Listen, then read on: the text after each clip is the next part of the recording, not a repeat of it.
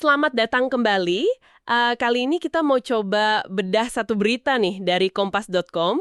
Fokusnya ini soal, bisa dibilang perang kata ya, antara Gubernur Jawa Barat, Pak Deddy Mulyadi, sama Menteri Keuangan Pak Purbaya Yudisadewa. Oh, yang soal kas daerah Pemprov Jabar itu ya, yang angkanya cukup besar. Iya, betul. Ada dana spesifik yang jadi sorotan, 2,6 triliun. Nah, mari kita coba kupas bareng ya, apa sih sebetulnya inti perdebatannya, dan kenapa ini penting juga buat Anda tahu. Oke, kita mulai dari respon Gubernur Deddy Mulyadi dulu ya, terhadap pernyataan Menteri Keuangan Purbaya. Jadi intinya tuh Pak Deddy merasa pernyataan Menteri ini kok berubah-ubah gitu, malah bikin publik bingung katanya. Terutama soal dana kas daerah Jabar yang 2,6 triliun itu. Jadi awalnya kan Menteri Purbaya itu kayak mengkritik gitu ya, kalau dana daerah disimpan di deposito cuma buat ngejar bunga. Tapi Gubernur Deddy langsung klarifikasi, dana 2,6 triliun itu adanya di rekening giro, bukan deposito. Nah ini kan beda banget ya. Betul-betul. Itu krusial sekali bedanya. Kalau rekening giro, itu kan ya kayak rekening koran lah ya. Buat transaksi harian, dana keluar masuk, buat operasional.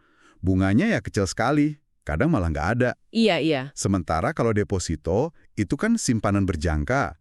Dananya dikunci gitu, untuk periode tertentu. Bunganya jelas lebih tinggi. Oke. Jadi, pernyataan awal Menteri Keuangan itu sepertinya sih ya, mengacu ke prinsip umum. Dana operasional pemerintah itu ya jangan dianggurin di deposito buat cari untung bunga aja. Nah, justru di sini nih yang menurut Gubernur Deddy jadi membingungkan. Setelah diklarifikasi kalau dananya digiro, Menteri Purbaya kabarnya komentar lagi.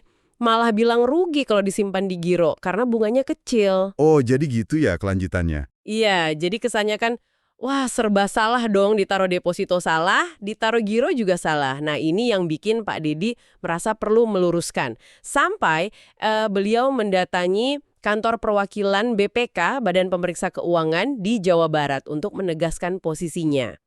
Wah, ini menarik sekali dinamikanya ya. Jadi kritik soal bunga giro yang kecil itu, ya bisa juga sih dilihat dari kacamata lain, mungkin dari perspektif Kemenkyu, soal optimalisasi aset negara. Mereka kan maunya semua aset, ya termasuk kas, dimanfaatkan seoptimal mungkin. Oke, masuk akal juga sih kalau dari sisi itu. Tapi argumen Gubernur Deddy kan juga kuat ya. Dana 2,6 triliun itu, menurut beliau, bukan dana nganggur atau idle. Itu bagian dari cash flow arus kas lah, untuk belanja rutin Pemprov Jabar sampai akhir tahun anggaran nanti. Oke. Jadi memang dana yang harus siap dipakai kapan aja ya? Betul. Jadi ini soal kebutuhan operasional yang memang harus liquid, siap cair, bukan soal cari bunga. Jadi kelihatan banget ya ada perbedaan cara pandang yang fundamental gitu ya. Satu sisi lihat potensi optimalisasi dari dana yang kelihatannya besar, sisi lain ya menekankan kebutuhan operasional yang real di lapangan. Tepat. Pak Deddy Mulyadi juga kan menegaskan kalau semua kas daerah Jabar itu tercatat rapi, diaudit, transparan kok. Menurut beliau yang paling pas bilang suatu anggaran itu mengendap atau enggak ya BPK, setelah diaudit secara komprehensif tentunya. Iya. Makanya beliau minta BPK untuk mendalami audit kas Pemprov Jabar ini, biar jelas. Nah, langkah Pak Deddy melibatkan BPK ini sebetulnya bagus ya. Ini bukan cuma soal teknis 2,6 triliun itu aja jadinya. Tapi ini menyentuh isu yang lebih gede, soal otoritas dan komunikasi antar lembaga. Maksudnya gimana tuh? Ya, ini menyoroti betapa pentingnya kejelasan dan konsistensi komunikasi antara pemerintah pusat dan daerah soal kelola uang negara. Lebih dari itu, kasus ini kan jadi semacam penegasan lah peran vital BPK sebagai lembaga audit negara yang independen. Oh, oke. Tugas BPK kan memberi penilaian objektif, berdasarkan fakta hasil audit, bukan persepsi sesaat atau interpretasi kebijakan dari pihak lain. Jadi bukan karena kata si A atau si B ya? Betul. Ini kan soal akuntabilitas. Siapa sih otoritas final yang menilai kesehatan keuangan daerah? Apakah Kementerian Teknis di pusat yang lihat dari kacamata makro? Atau lembaga audit independen yang periksa detailnya? Gitu kan? Oke. Jadi kalau kita tarik benang merahnya nih ya, isu ini intinya bukan cuma soal angka 2,6 triliun itu sendiri. tapi lebih ke soal gimana sih dana publik kita dikelola, gimana komunikasi antar lembaga pemerintah itu jalan, dan siapa yang punya wewenang akhir buat menilai itu semua. Ini menyangkut akuntabilitas dan transparansi yang ya jadi hak Anda juga sebagai publik untuk tahu. Betul sekali.